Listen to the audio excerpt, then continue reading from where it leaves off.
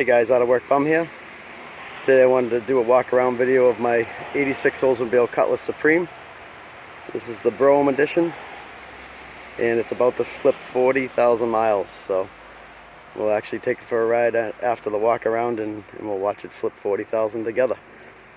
So a couple things that make this car special, aside from the condition. This thing's in pretty much perfect, flawless condition. A couple minor scratches on it, nothing big, but it's got a lot of rear options for a Brougham, and I'll walk around and show a couple of things. So one of the things that's actually a pretty rare option is those turn indicators on the hood, on those fenders. It's got the original wire wheels. It's got a working power antenna. It's got factory T-tops. It's got the split top, the split pillow top seats. I think it's called the 60/40 power seats. It's got the stainless steel chrome trim package around the bottom of it.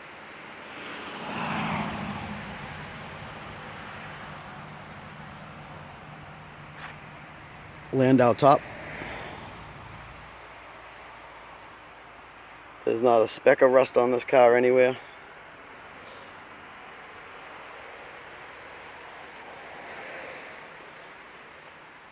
Factory rear defrost.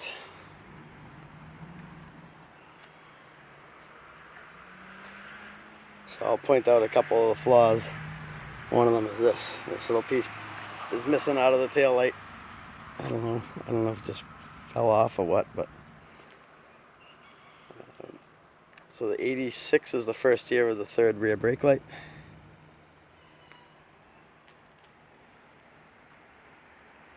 It's got a power trunk release.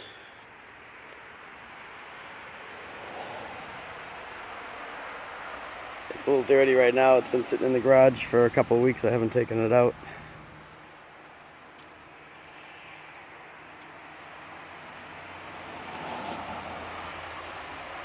We'll pop the trunk. It's got the old school Viper alarm system in it.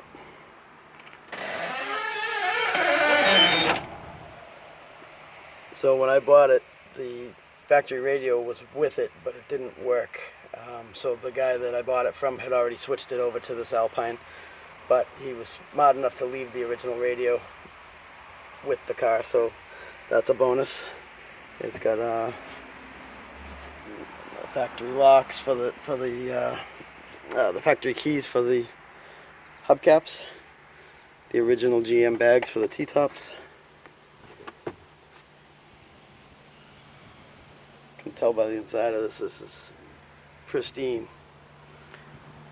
Here's some of the options. I don't know. People know how to decode these. You can take a look at it.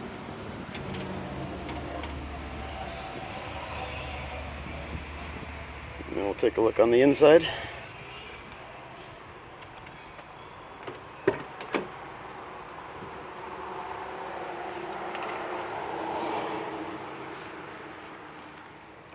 For a Brougham, this has the Rally steering wheel and the Rally gauge package, which is also another rare combination.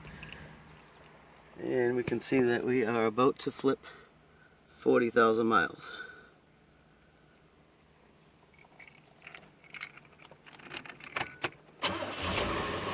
Start it up. I just put a little bit of carburetor cleaner in the carburetor. It was getting a little sticky. I need to drive it a little more often, get that old gas out. So yeah, the check engine light has been coming on since I've done that. But all the gauges work. We're gonna turn the radio on. We'll see that power antenna go up. Not many of those left.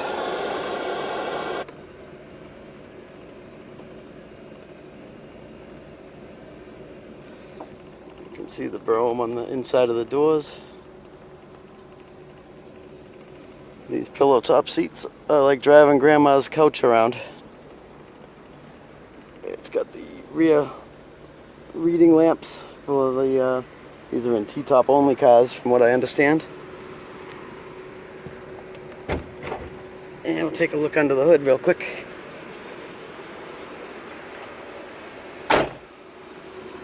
See how that lines up. Most of these doors have such a sag on them. They're such heavy doors that nothing lines up right.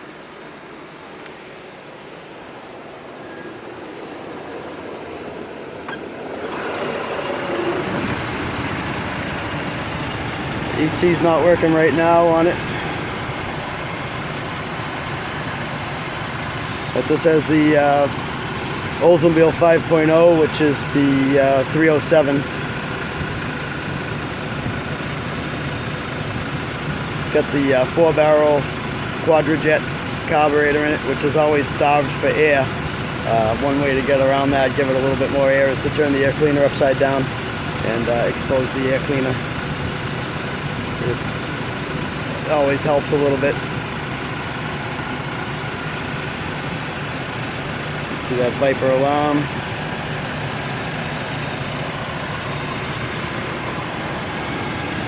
The only little bit of rust is just on this little plate here, which not a big deal.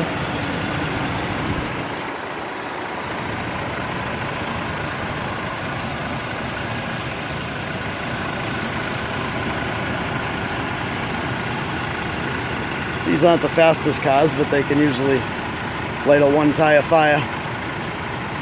Usually have enough torque to get that one rear wheel spinning.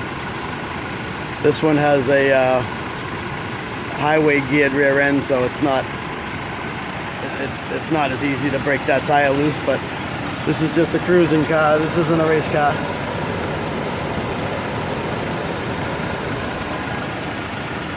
As you can see, very little wrong with this car. I got a great deal on it. This was sitting in a guy's barn. He had a collection of cars that he drove on and off. He told me he would switch cars every month or so. So he'd drive this for a month and another one for a month, and so on and so on. So some of the other cars he had were, I think he had a 72 Camaro, and there was a T-bucket in there, a couple of Chevy C10 square bodies pickup trucks. But yeah, so that's it. Let's take it for a ride. I'm going to give the camera over to my son. He'll be the cameraman from this point on. And we'll take it for a ride, and I'll have him watch that odometer as we hit 40,000. And we'll watch it devalue just a little bit. But the license plate stands for my Brougham. I always had the 442s in the salons when I was younger, but never liked the Broughams, mostly because they didn't have the T-tops, or most of them didn't have the good engine. But this has the 307 HO engine, the whatever difference it made. I think it had 225 horsepower from the factory. It's not by today's standards anything fancy. We'll get underneath and see what's going on.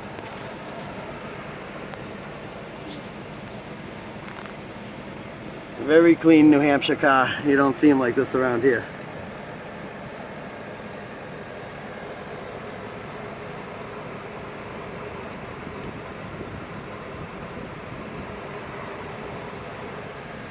Alright, so I'll give this to my son and we'll take it for a spin. Alright, so you can keep on filming and go ahead and get in.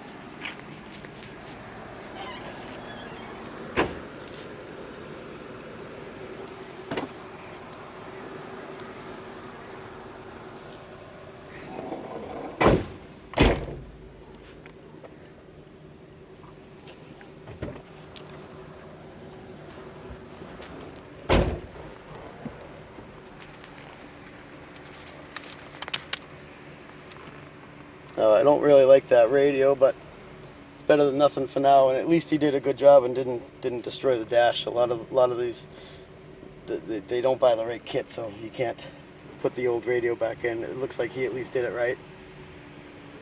So I've had this car for about 3 years.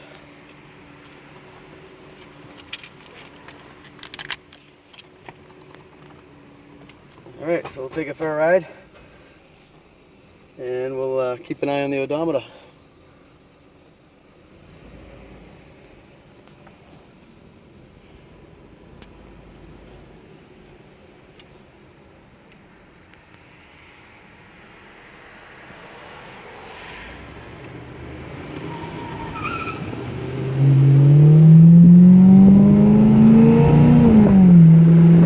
Shift's really good.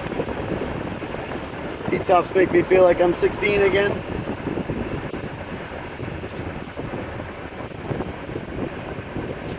And it rides like a dream, just floats down the road.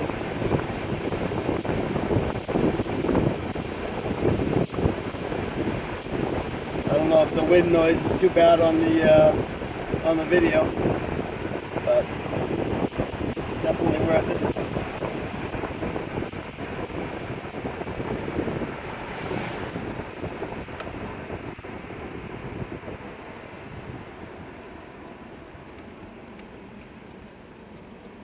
Listen to that quadrajet.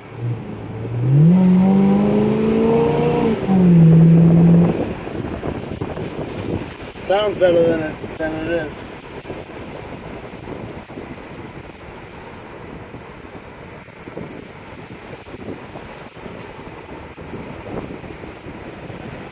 Again, I apologize for the dirtiness of it. The windshield and all that's got a lot of pollen on it. Some bugs.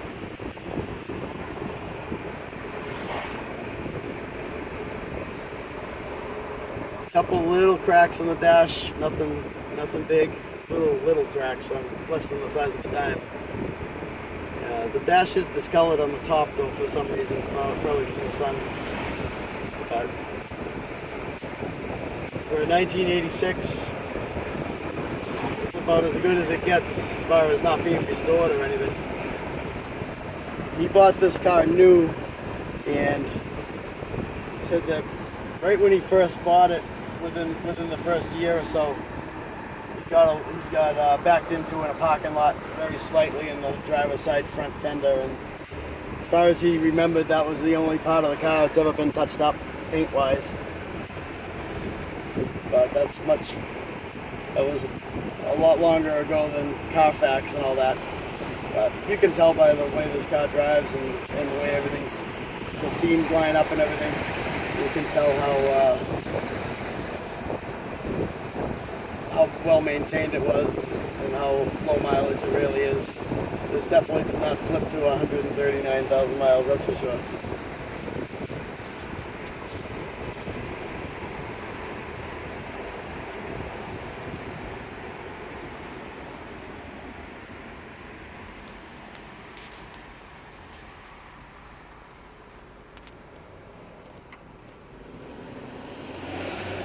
It's quiet, but it catches a lot of eyes. These G-bodies. People love them. I know I do.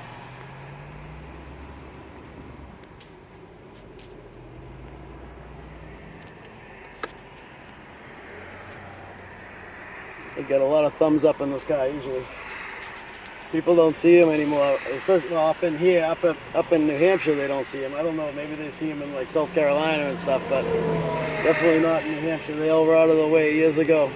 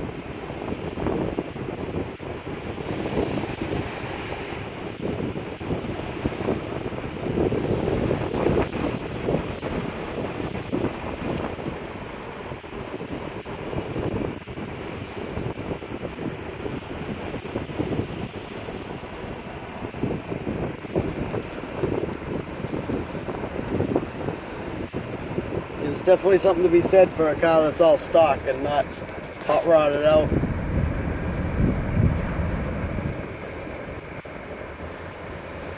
It drives like it should instead of being on the brink of performance.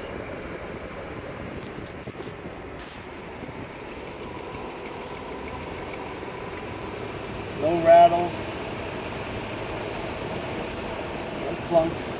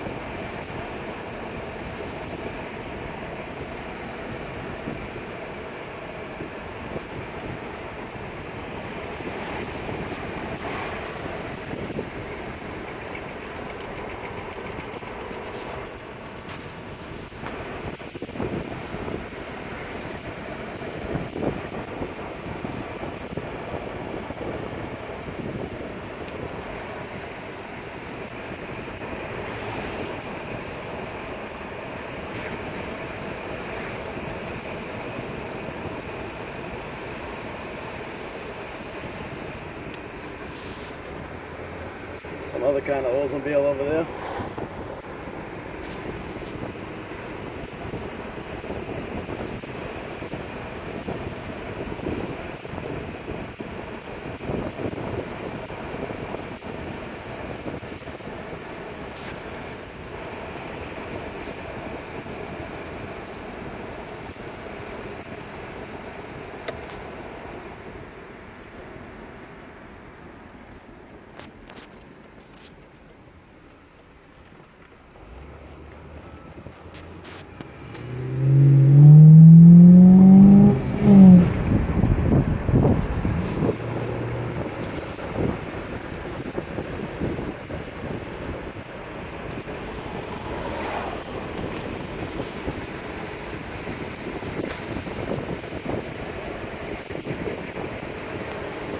$39,998. Not gonna be able to say it's got less than 40,000 anymore.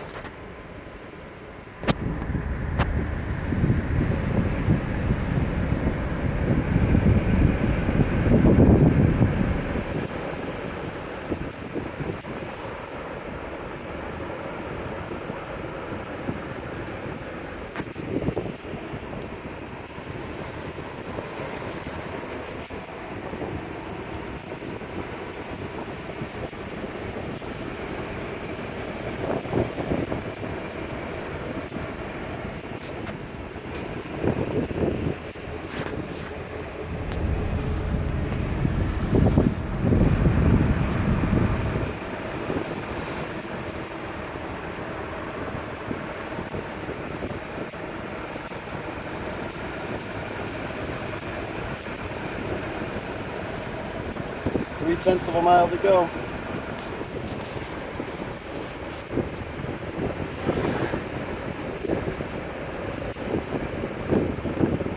Get right in there if you make sure you can see it.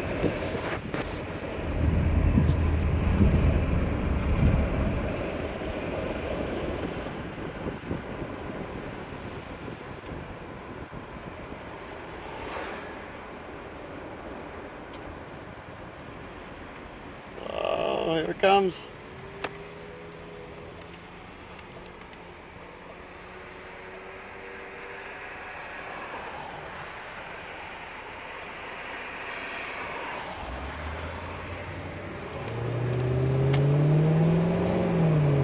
That's it. 40,000 miles. July 29th, 2019, my 1986 Oldsmobile Cutlass Supreme flipped 40,000 miles. It's a sad day. But I'm glad you guys were here for it. Thanks for watching. And I got a couple other things coming up soon, so hit the subscribe button, make sure you like this, and if you have any questions or anything, let me know. Thanks again, Out of Work Bum out.